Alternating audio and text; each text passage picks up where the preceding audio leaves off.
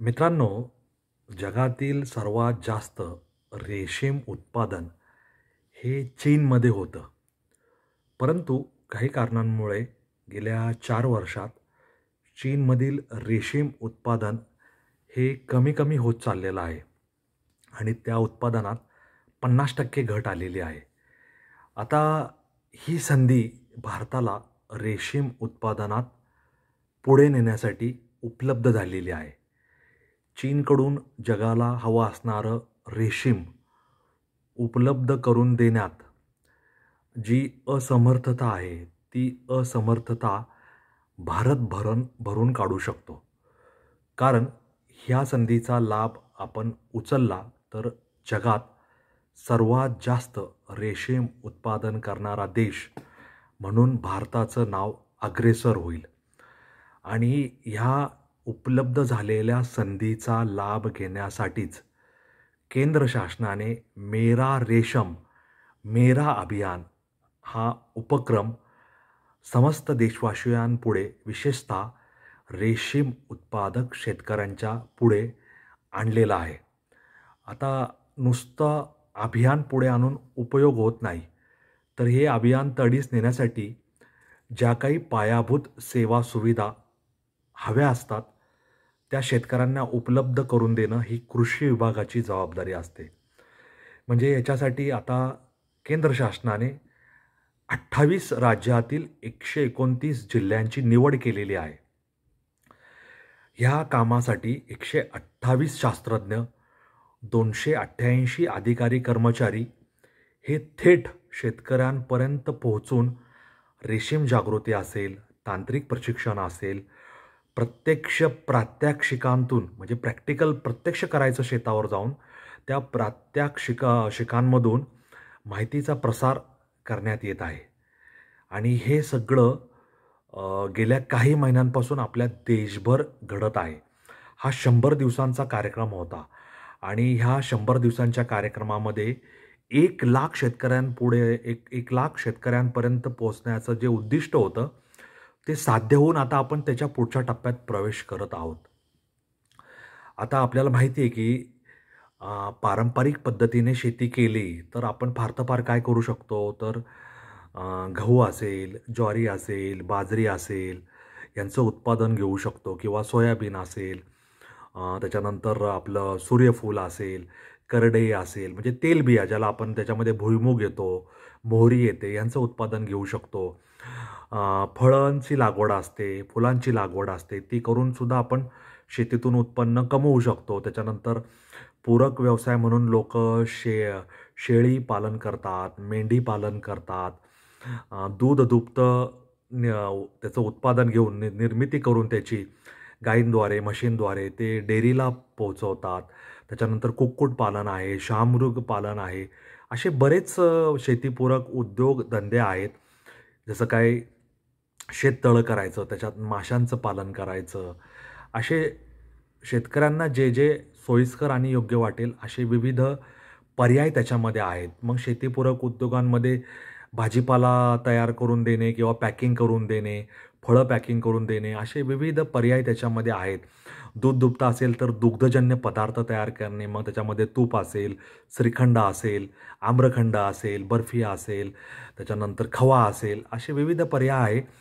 त्याचबरोबर कमी गुंतवणूक असलेला, कमी जमीन लागणारा, अधिक नफा देणारा पर्याय म्हणजे तुतींच्या किड्यांचं संवर्धन आणि त्या तुतीच्या किड्याद्वारे रेशीम निर्मिती हा एक चांगला पर्याय आहे. आणि ही जी तुतीच्या झाडांचं संगोपन करून ती पालं त्या रेशीम तयार करणाऱ्या जो कीटक आहे, किडा आहे, त्याला ते तुतीची पानं खायला घालून त्याच्या त्या कोशातून जो धागा निर्मित होतो तो रेशीम म्हणून त्याच्यावर पुढे प्रक्रिया केली जाते. आता हा रेशीम पालन हा ग्रामीण युवकांसाठी एक मोठा स्वावलंबनाचा मार्ग ठरत आहे. कारण तुती लागवड, त्याच्यातलं कीटक संगोपन, धागा प्रक्रिया अशा विविध टप्प्यांमध्ये भरपूर रोजगाराची संधी आहे. आणि ह्या संधीसाठी स्वतः केंद्र शासनाने पुढाकार घेतलेला आहे.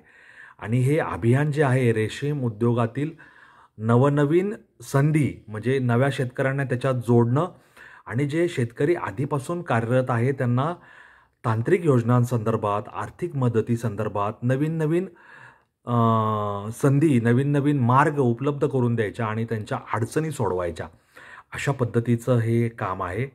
त्यामुळे मेरा रेशम मेरा अभियान ह्या कार्यक्रमाला शेतकऱ्यांचा जास्तीत जास्त प्रतिसाद लाभत आहे, असं केंद्र शासनाने केलेल्या कामावरून, उपलब्ध झालेल्या आकडेवारीवरून दिसून येत आहे. आता केंद्रीय ग्रामीण विकास किंवा खादी आणि ग्रामीण विकास कार्यक्रम असेल, त्याच्यानंतर हँडलूम किंवा हँडमेड कागद ह्याचं जे काम चालतं ते विभाग असेल, त्याच्यानंतर केंद्रीय रेशीम मंडळ आणि राज्य शासनाचे जे संबंधित विभाग आहेत त्यांच्या संयुक्त विद्यमाने हा मेरा रेशीम आणि मेरा अभियान हा कार्यक्रम महाराष्ट्रात चांगली प्रगती करत आहे आणि देशाच्या रेशीम उत्पादनाच्या क्षमतेत अत्यंत चांगली क्रांतिकारी अशी वाढ करायची क्षमता ह्या रेशीम अभियानात आहे आणि रेशीमशी संबंधित उद्योग आणि उत्पादनात आहे असं म्हणायला काही हरकत नाही. रेशीम उत्पादनात जर भारत अग्रेसर झाला तर आपल्याला रेशीममध्ये जी भारताची पूर्वी जगभर ख्याती होती की ढाका येथे असं रेशीम तलम आणि मऊ असं रेशीम तयार करण्यात येतं की ज्याची घडी घालून ते काडीपेटीच्या छोट्या डबीतसुद्धा आपण ठेवू शकतो. अशा प्रकारचं रेशीम निर्माण करायचं हे अभियान केंद्र शासनाच्या, राज्य शासनाच्या आणि रेशीम जे महामंडळ आहे, केंद्रीय रेशीम मंडळ आहे, त्यांच्या साहाय्याने ते तडीस नेलं जाणार आहे. आता मी तुम्हाला सांगितलं की देशातील 28 राज्यातील 129 जिल्हे, आता ह्याच्यामध्ये महाराष्ट्रातील धाराशिव जिल्हा आहे, बीड आहे, जालना आहे, सांगली आहे, सोलापूर आहे, पुणे आहे, भंडारा आहे आणि वर्धा हे 8 जिल्हे निवडण्यात आलेले आहेत. मेरा रेशम मेरा अभिमान.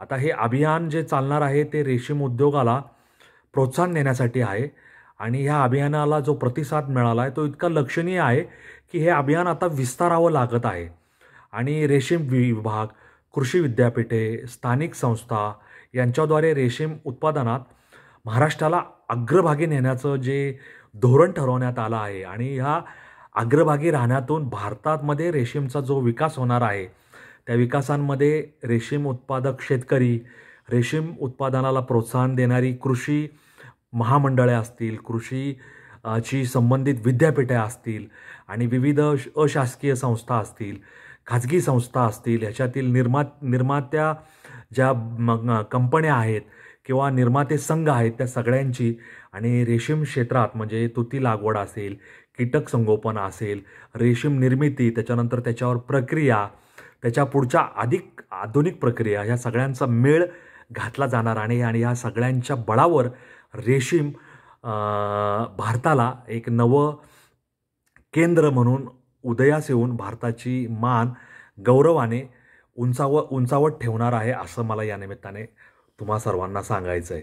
त्यामुळे मेरा रेशम मेरा अभिमान ह्या कार्यक्रमाला आपण सदिच्छा देऊया आणि रेशीम ही एकेकाळी भारताची ओळख होती, त्या ओळखीला पुनर्ओळख, नवी ओळख 2025-26 सालातली किंवा येत्या काही दशकांमधली करून देण्याचं जे ध्येय केंद्र आणि राज्य शासनाने मिळून ठरवलेलं आहे त्यामध्ये यश आल्याशिवाय राहणार नाही.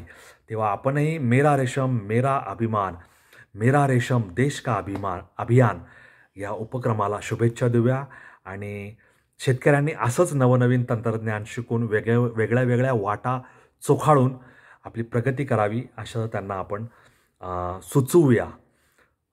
तेव्हा तुम्हाला हा व्हिडिओ कसा वाटला मला कॉमेंट बॉक्समध्ये लिहून जरूर कळवा आणि आपल्या व्हिडिओ मित्र सुरेश मुरलीधर कोडितकरला रजा द्या. आपला हा अनवट वाट यूट्यूब चॅनल जास्तीत जास्त लाईक, शेअर, सबस्क्राईब करायला विसरू नका. धन्यवाद. जय हिंद, जय महाराष्ट्र, वंदे मातरम, जय श्रीराम, जय जगन्नाथ, जय सनातन. धन्यवाद.